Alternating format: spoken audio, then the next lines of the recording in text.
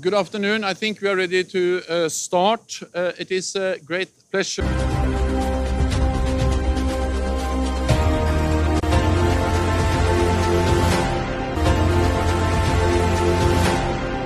Kembali dirilis dari sumber berita internasional, Sekjen Pakta Pertahanan Atlantik Utara, NATO, Jens Stoltenberg, yang biasa dipanggil Yanto Kebon, sembarangan ente.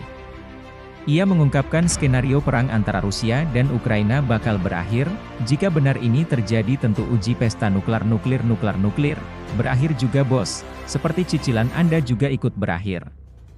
Kadang-kadang nih ente, lanjut. Stoltenberg menegaskan saat ini negara-negara anggota NATO, terus mendukung Ukraina, menguatkan perlawanan negara itu dari agresi militer Rusia, yang sudah berlangsung lama. Mengapa demikian pasalnya Ukraina masih ngotot untuk bergabung dengan NATO? Jelas Putin murka karena Ukraina tetangga dekat Rusia, dan dahulu negara pecahan Uni Soviet, jika Ukraina tidak ngotot lagi untuk bergabung dengan NATO. Mungkin ini tidak akan terjadi, baku hantam antar tetangga negara. Pesan kedua bahwa hampir seluruh perang berakhir di meja negosiasi. Di saat yang bersamaan, kami sadar bahwa yang bisa diraih Ukraina di meja negosiasi tergantung dari kekuatan di medan pertempuran, kata Stoltenberg, menjawab pertanyaan jurnalis soal kapan perang Rusia versus Ukraina bakal berakhir.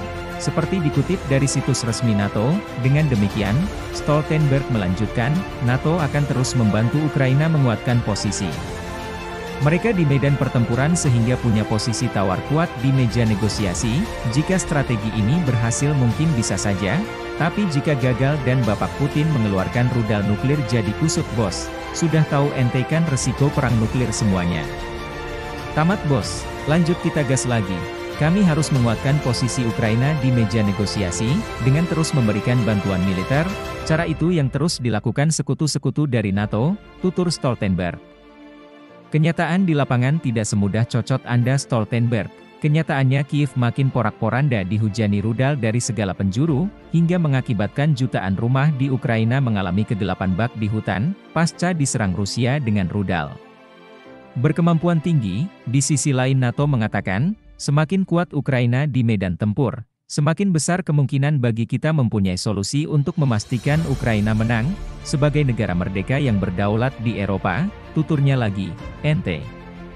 Kadang-kadang ya, apakah tidak melihat gelap jutaan rumah pasca diserang menggunakan drone kamikaze, masih mengatakan semakin kuat ini ente kadang-kadang, ya ampun, pada kesempatan yang sama di markas NATO, kadang-kadang ya. Apakah tidak melihat gelap jutaan rumah pasca diserang menggunakan drone kamikaze, masih mengatakan semakin kuat ini ente kadang-kadang, ya ampun, pada kesempatan yang sama di markas NATO, Stoltenberg mengatakan bahwa pasukan Rusia telah gagal menghadapi pasukan Ukraina di medan tempur, ujarnya lagi di forum NATO. Nampaknya NATO terus mensupport Ukraina, meski saat ini Ukraina panas dingin makan tak kenyang tidur tak sleeping, ditai-tai drone-drone Rusia.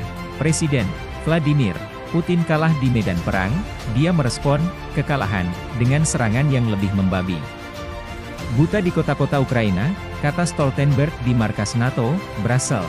Pada pertemuan di forum NATO, serangan itu menghantam warga sipil, infrastruktur kritis dan dengan retorika nuklir yang berbahaya. Imbuh dia lagi, itu tahu ente bos bahaya nuklir. Tapi ente kelihatan masih belum puas kalau belum melihat Ukraina gosong, sembarangan ente.